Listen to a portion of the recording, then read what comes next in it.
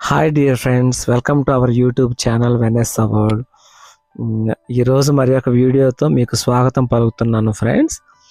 మనం చూస్తున్న ఈ ప్లేస్ ఇదంతా చూస్తుంటే ఏంటి, ఈ వాటర్, ఈ కొండలు ఏంటి, ఇది ఎక్కడ ప్లేస్ అనుకుంటున్నారు కదా.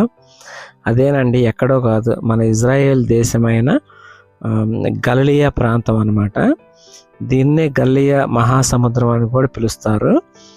ఇది యాక్చువల్గా సముద్రం అంటారు కానీ ఇది ఒక సరస్సు అనమాట. ఎందుకంటే అక్కడ చుట్టుపక్కల ఏరియాలంతటికీ ఒక మంచినీటిని సరఫరా చేసే ఒక సరస్సు. అయితే దీన్ని గలిలియా సముద్రం అని పిలుస్తారు ఫ్రెండ్స్. ఈ గలిలియా మహాసముద్రాన్ని హిబ్రూలో జూడియో అరామిక్ అని కూడా పిలుస్తారు ఫ్రెండ్స్. అండ్ ఇక్కడ చూస్తే కనుక ఈ సముద్ర తీర ప్రాంతాన్ని మనం పైనుంచి కనుక చూస్తే ఆకాశంలో నుండి ఇది ఒక వయోలిన్ ఆకారంలో ఉంటుంది. అండ్ యేసు ప్రభు గారు కూడా ఎక్కడ పరిచర్య చేసినా, ఎక్కడ తిరిగి వచ్చినా కానీ ఈ గలిలియా సముద్ర తీర ప్రాంతాన్ని ఇక్కడే నివాసం ఉండేవాళ్ళు.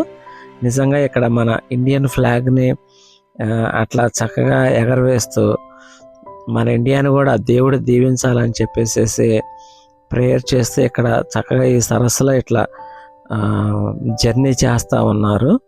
ఇంకా ఈ గలిలియా సముద్రాన్ని చూసుకుంటే కనుక ఈ సరస్సు దగ్గర ఒకవైపు ఏమో సిరియా దేశము, ఒకవైపు యోర్దాను ప్రాంతం ఉంది.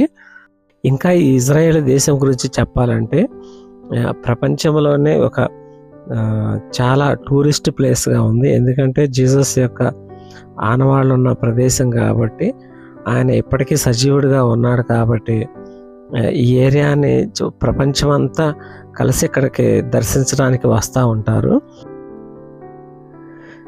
ఇజ్రాయేల్ దేశానికి ఉత్తరాన ఈ గలిలియా సముద్రం ఉంటుంది. అండ్ ఈ దేశానికి వచ్చేసరికి హైయెస్ట్గా ఒక్క సంవత్సరంలోనే 26,96,00,000 మంది ఈ దేశాన్ని విజిట్ చేసినట్టుగా రికార్డ్స్ కూడా ఉన్నాయి ఫ్రెండ్స్.